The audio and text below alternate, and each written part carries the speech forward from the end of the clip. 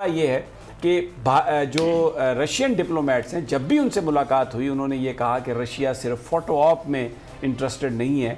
Vladimir Putin उस वक्त आएंगे पाकिस्तान जब पाकिस्तान के अंदर रशिया के साथ ताल्लुकात बनाने के लिए एक एपेटाइट होगा।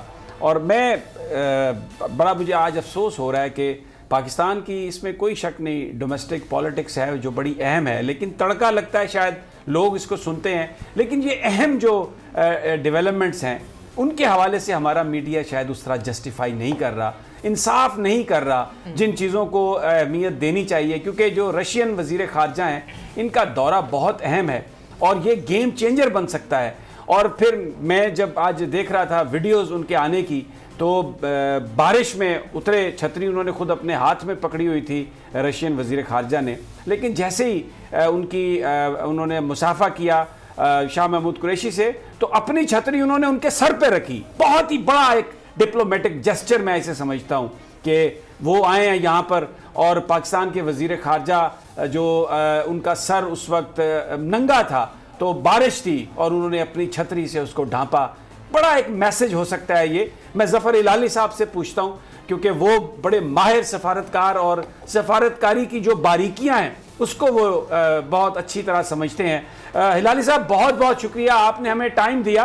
थोड़ा सा फरमाइएगा, ये जो आपने मनाजिर देखे रशियन फॉरेन मिनिस्टर के आने के और उनका जो एजेंडा है, how would you characterize all that? पहले तो जो आपने कहा कि छतरी शाह महमूद के सर के ऊपर रखा, अफसोस से ये कहना पड़ता है कि वो खुद अपनी, उनके हाथ में तो छतरी थी लावरोव के, मगर शाह महमूद का छतरी अगर आप थोड़ा सा ठहरते तो कोई और उनके सर पे पकड़ के चल रहा था जो आदमी पीछे है। तो इसको हम ये शायद इसको हम ये समझ सकते हैं कि हम हमेशा किसी ना किसी की छतरी की तलाश में रहते हैं, खुद अपनी छतरी नहीं पकड़ सकते। या तो बेचारे को सोच रहा था कि एक ही छतरी है इनके पास। एनीवे, मैं आपको ये बताना चाहता हूँ कि मैं तो हैरान हूँ, ये 9-10 साल क्यों लगे हैं रूस को? भाई, आप किस चीज से ठहरे थे? क्या आप समझते हैं कि हिंदुस्तान को आप खफा करेंगे? हिंदुस्तान तो चले गया है अमेरिकन कैंप में, वो उनका मिलिट्री एलाई बन के क्वाड में चले गया है, और वो पूरा जो पैसिफिक फ्लीट था वो इंडो पैसिफिक फ्लीट हो गया है, इसलिए कि अब इंडिया शरीक हो गया है। ये तो आपने इंडिया के साथ जो इंडो सोवियत ट्रीटी साइन किया था 1971 में कि चीन के खिलाफ उनको प्रोटेक्शन आप दे रहे थे जब वो तैयारी कर रहे थे पाकिस्तान पे हमला करने, वो ट्रीटी तो अब तक है। यू आर इंडिया देखिए किधर बैठा हुआ। दूसरी बात यह है, उन्होंने आपसे वो बड़ा एक्सपेंसिव एक मिसाइल सिस्टम $2-4 बिलियन का जो लेना था, अमेरिकनों पे कहने पे सुना ये है कि वो शायद उस डील पे ना जाए।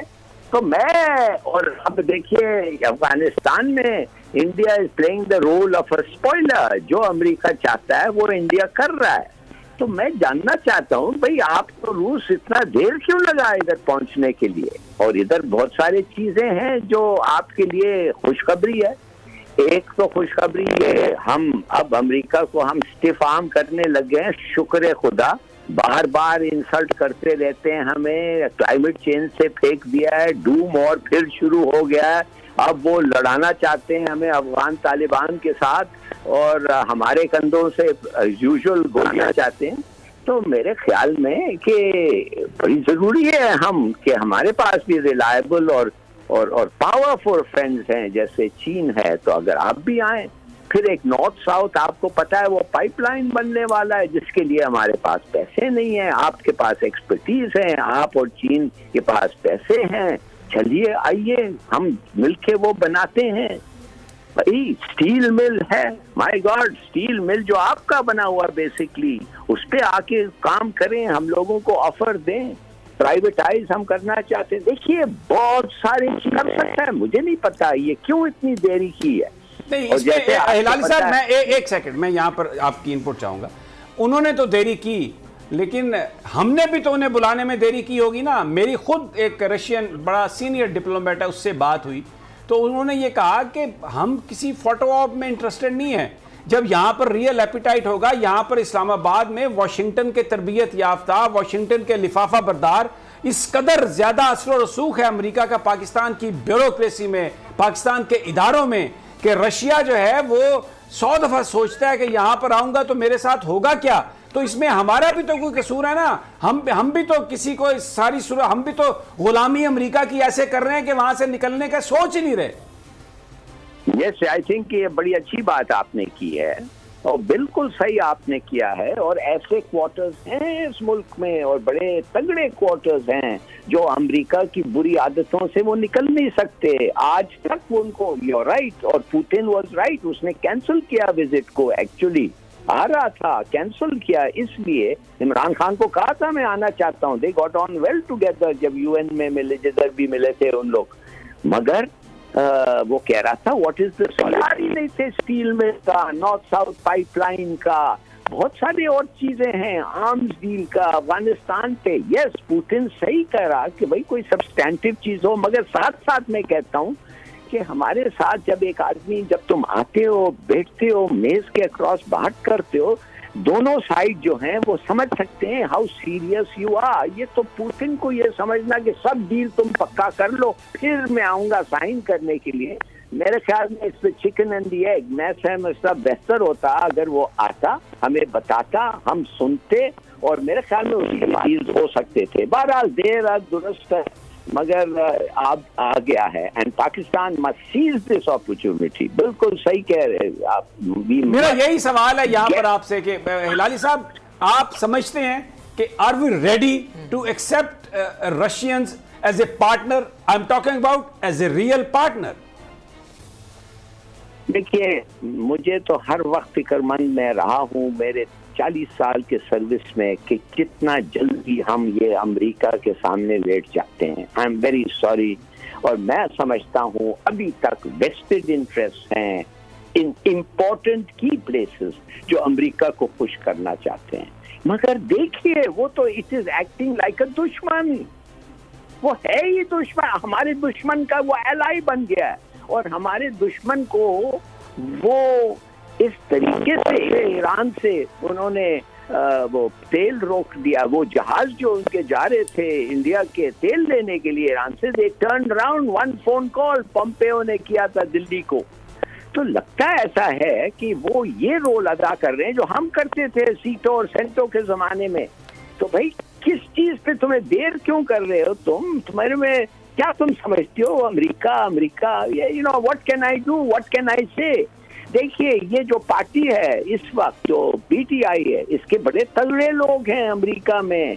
एक दो बाइडन के साथ बैठे हुए हैं, पाकिस्तानी बैठे हुए हैं उसके सीधे हाथ पे और बाएं हाथ पे, मगर एक दो पाकिस्तानी भी है। उनको सब्जबाज दिखाना चाहते हैं। जैसे वो ट्रम्प जब आया था तो वो था ना, वो क्या नाम है, साजिद तारिक एम्बेसडर था।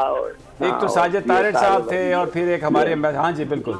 ये कुछ नहीं डिलीवर हैं। इफ दे कुड डिलीवर, आप समझते हैं प्राइवेट क्लाइमेट कॉन्फ्रेंस इनोसेंट एक कॉन्फ्रेंस है, और ये बेचारा इमरान खान क्या क्या बिलियन और 10 बिलियन ट्रीज लगा रहा है। यार खुदा के लिए रिकग्नाइज इट, कम से कम दावत तो दे दो। क्या ख्याल है, क्यों नहीं ये हिलाली साहब जरा इस पे कमेंट कर दीजिए कि क्यों नहीं दावत दी? कुछ लोगों का ख्याल है कि ये डैनियल पर्ल के हवाले से भी एक प्रेशर, यानी बहुत सारी और भी वजूहात होंगी, लेकिन बड़ी वजह है वो डैनियल पर्ल का केस है। देखिए जी, डैनियल पर्ल का केस ही का भी केस है ना। डैनियल पर्ल का केस है तो क्यों हम एक गद्दार जो अफरीदी वो बैठा हुआ है जेल में, उसको क्यों नहीं टांग दिया? Is a traitor. वो तो उनके लिए काम करता था। उसामा बिन लादेन का वो जो ब्लड पता नहीं क्या क्या जो लिया था उन्होंने, ब्लड लीजिए, बिल्कुल वो पोलियो कतरों के नाम पर वो गया। क्या आपको क्या जरूरत थी कि उसको 30 साल 20 साल की सजा देने? टांग देते उसे। देखिए, कहने की बात ये है कि अगर वो आपको काउ डाउन कर सकते हैं, और आपको वो काउ डाउन किस पे कर रहे हैं भाई? वो IMF पे कर रहे हैं, वर्ल्ड बैंक पे कर रहे हैं, इन चीजों से कर रहे हैं। आप है ही नहीं पैसे, तो you beggars can't be choosers, तो दे आर यूजिंग दैट। अगर आप अपना बेल्ट कर सकते थे, इकोनॉमी ठीक चला सकते थे, और you are prepared to suffer, माने कि वो हमारा जो वो क्लास जो इस वक्त अभी भी मजे कर रहा है, they are prepared to suffer, तो ये नहीं होता। अगर आप तैयार नहीं है, आप बर्दाश्त नहीं कर सकते, आप हर वक्त निकाल के मार्च करना चाहते हैं कि ये महंगा हो गया वो, तो फिर दुख तो और क्या हो सकता है। बहुत